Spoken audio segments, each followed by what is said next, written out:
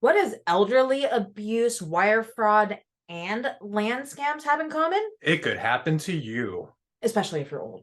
Yeah. No. Or if you're old and you're buying real estate. Welcome to Live Life by Design. I'm your host, Jamie Giarratana, and this is Pablo Vadillo. What's up, guys? Hey. So, Jamie, what are we talking about today? We're talking about scams. You do not want to get scammed. No. So particularly, we're talking about elderly abuse. Yeah. And not like physical. Don't punch old people. No, that's mean. So we're talking about elderly financial abuse. Yeah, real estate scams. Also, there are land scams going on involving people pretending to be sellers, but they actually aren't. Wire fraud. Ooh, wire fraud is also very important. Let's talk about land scams. What is going on right now? Why is the Secret Service sending out warnings about land scams? Yeah, so the cybercrime division of the Secret Service is actually involved. And where we're seeing a lot of this, particularly here in the state of California, is down in San Luis Obispo, where in the last 3 months, there have been 7 cases of vacant land scams. And the way these scams work is they target out-of-town owners or absentee owners or elderly owners of vacant land. These people are like crazy. They are getting passports, they're getting fake social security numbers, and they are presenting themselves as the actual owners of these properties. Okay, so they're just basically impersonating these sellers and doing everything that they can to legally look like them, that enough to fool title companies. Yeah, it's full on identity theft. The easiest way to sniff these types of scams out is, number one, look out for the desperate people. If the person selling the piece of property seems super desperate, that should be a giant red flag right there. Also, this goes for any realtors watching this, because you may be hungry for a deal, but at the same time, if somebody's seeming too desperate, question it. Question it. Absolutely question it. And then the second big telltale sign is the value of the property. So if you're looking at a piece of land that's worth $100,000 and all of a sudden this person's trying to sell it for $15,000 or $20,000 and they want all cash and a quick close, that should be a big red flag. With this, the victims are the buyers as well as the real estate agents and anybody that's involved in the transaction. Yeah, and we have also the sellers. We have seen real estate agents getting sued. We have seen title companies getting sued. And I mean, it's really difficult because the scammers are kind of getting away with this scot-free because their identities were fake. The bank accounts that they're using are routed. Or using mobile notaries that they requested. Very, very difficult to sniff out.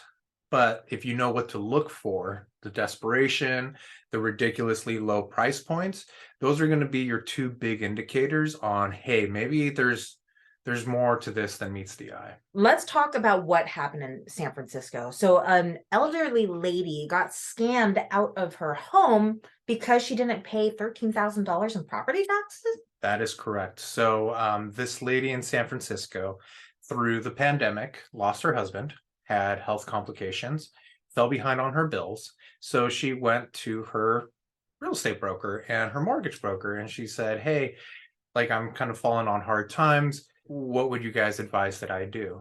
And the advice that they gave her, they told her, hey, pull out twice as much money as you actually need to pay off these back taxes. She didn't realize that she was putting her house up as collateral. So earlier this year, when she fell behind on her payments, the next day she had a knock on her door for somebody saying, hey, you need to come up with $13,000 or we're going to sell your house in the next 29 minutes. That's crazy. And what happened was it did get sold. And when it got sold, the new buyers gave her a 3-day notice to vacate. She's what, 81 years old? Yeah, she's been living there the last 30 years. So she bought the house in her 50s. She's in her 80s now. And the property, which is in a nice neighborhood in San Francisco. Yeah, the Upper Haight. Nice condominium, 3-bedroom, 2-bath. Easily could have sold for well over $1 million, was ultimately sold for $138,000. That is a huge loss. Over a $13,000 property bill. So with that said, that is something that you always want to keep your eye on. Make sure the property taxes are paid because you don't want to fall victim to anything like this. Also, shame on the lender and the real estate agent for not explaining this to her as a fiduciary. Wow. So chances are they've probably been doing it to other people as well. And it's just a matter of time before all of that comes to light. Yeah, and I hope it does because I feel so bad for these people. Yeah, and she's still fighting. She's fighting to stay in her property. She hasn't vacated the premises. But also, as the end buyer, you just spent $138,000, and now you're also just stuck with a lawsuit. Like, it's a headache for everybody involved, aside from the scammers. Exactly. What would you do if I told you this lady lost her $1.8 million house over some margaritas? WTF? What? Yeah. Oh my God. So another case of reverse mortgage where this lady didn't realize she was signing off her property as collateral. This one also involving a malicious real estate agent and a Hollywood actor, which I've never heard of. So he's probably not famous. He's probably F-list. He will be F-listed. So the property, what happened was she got a reverse mortgage and then they ultimately convinced her that they were going to sell it for more than pocketed. Like, tell us more. Yeah, so they convinced her that she needed to get this reverse mortgage, which was well under the value of the property. And again, her home was being used as collateral. Didn't they funnel it through multiple bank accounts too? Like, this is shady. They did. And ultimately, again, just like the other lady, she defaulted on the payment, meaning she missed one of the payments. And because of that one missed payment, based on the paperwork that she signed, they were able to take over the house. Oh, that's tragic. So a $1.8 million property lost over some margaritas because she signed the paperwork drinking margaritas. Yeah. Thinking these people were her friends.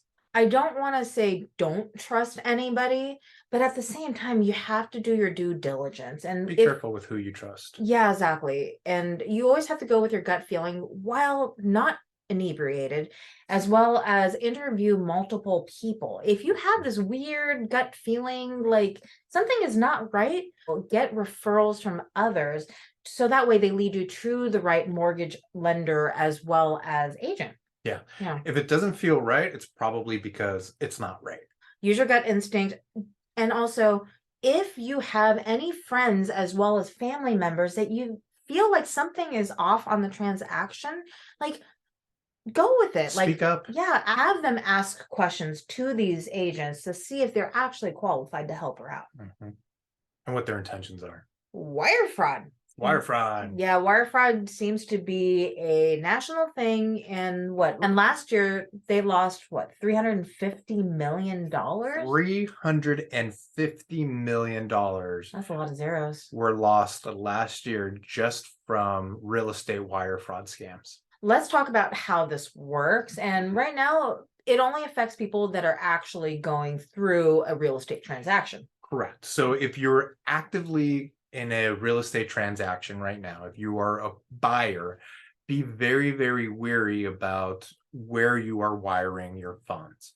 So you never want to send a wire off without first talking to a live human being, because what we are seeing is these scammers are impersonating title companies, escrow companies, even the seller sometimes, and they're saying, hey, there was an error with your wire.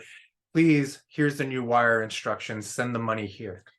You might notice also some typos in the emails too. So be a little bit wary, talk to your title company as well as your lender before you do anything. I mean, just make sure that they're a verified source. Absolutely. And here in the Bay Area, we're talking about hundreds of thousands, if not millions of dollars that people are paying for their down payments, for the balance of their down payment.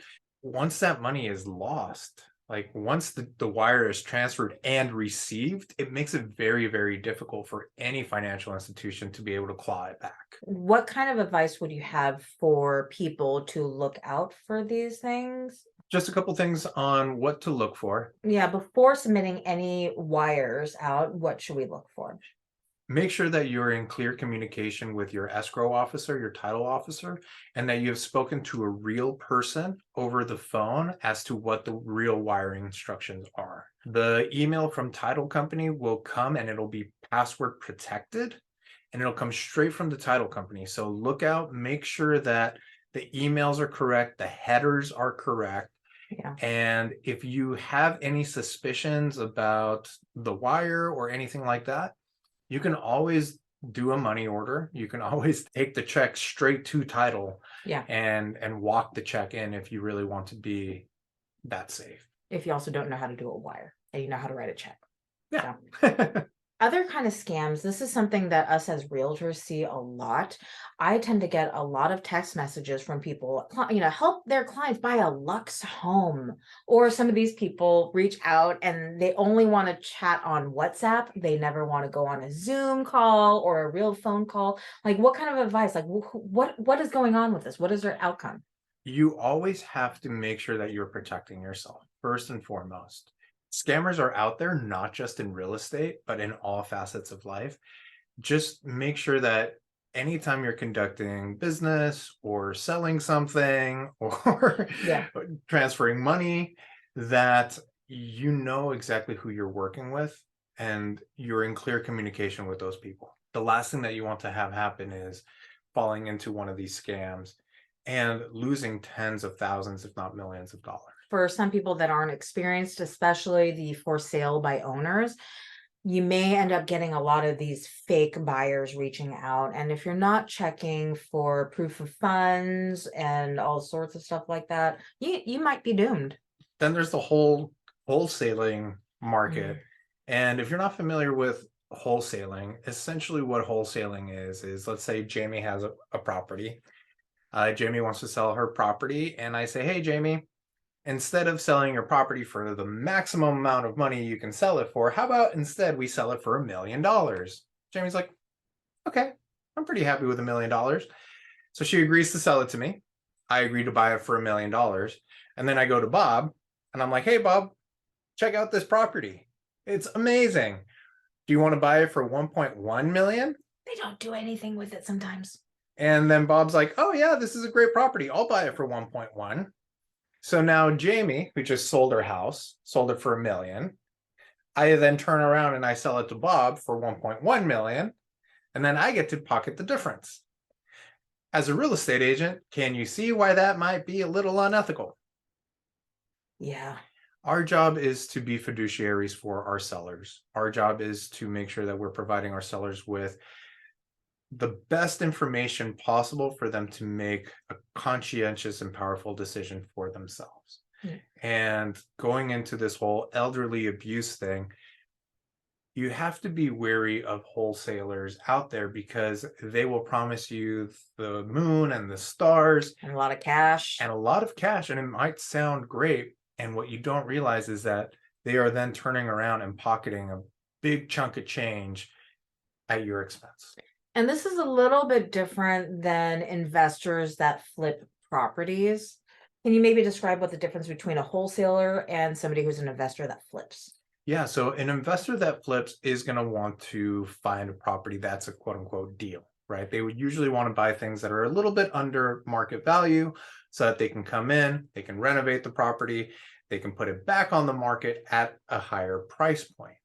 But they're putting the work in, right? They're putting the work in, and they're actually increasing the value of not just the property, but of the neighborhood as well. Because they, in turn, are actually upgrading all the amenities, fixing the property up so it doesn't look like crap, because they're usually targeting fixer-upper properties, right? Yep, they're usually targeting properties that have deferred maintenance, so they're bringing the condition of the property back to the surrounding. These guys are actually coming in and providing value. Because where first-time home buyers want to move into a move-in ready property, these investors are able to take the capital that they have, convert this home into something that's livable. Okay. Where wholesalers are buying these properties and then they're finding another end user that wants to pay more, and then they're just pocketing the difference. So they're essentially playing middleman, kind of sort of acting like a real estate agent, but not really, and then pocketing way more money. So unfortunately, like, you know, wholesalers that are watching this, they're probably going to be a little pissed off at us, but you know what? It's okay. We see you. Get mad. It's okay. There's business for everybody. Yeah. And as long as you're a wholesaler with ethics, Yeah. good on you. Exactly. We're not putting all wholesalers down. We're just putting the unethical ones that try to be scammy. Yeah, the ones that are preying on old people. With that said, if you are interested in learning how to invest in properties, how to flip or even turn them into rental properties, give us a call. Yeah. We're like Ghostbusters. So if you guys enjoyed this video, check out the description below. We have included a PDF copy of the most common real estate scams and how to avoid them. So check it out and share this with a friend. And if you're interested in investing in real estate, hit us up. We'll send you guys over our investment guide. Hey. This has been another episode of Live Life by Design with Jamie Giarratana and Pablo Vadillo. That's me. Yeah. If you guys like this episode, like, subscribe, follow us, not only here on YouTube, but on our other social media as well, where you guys can find tips, tricks about real estate investing, buying, selling, holding, flipping, twisting, putting it down and reversing it. That only worked once. No, that did not work. That Okay. did not land. Bye. Bye.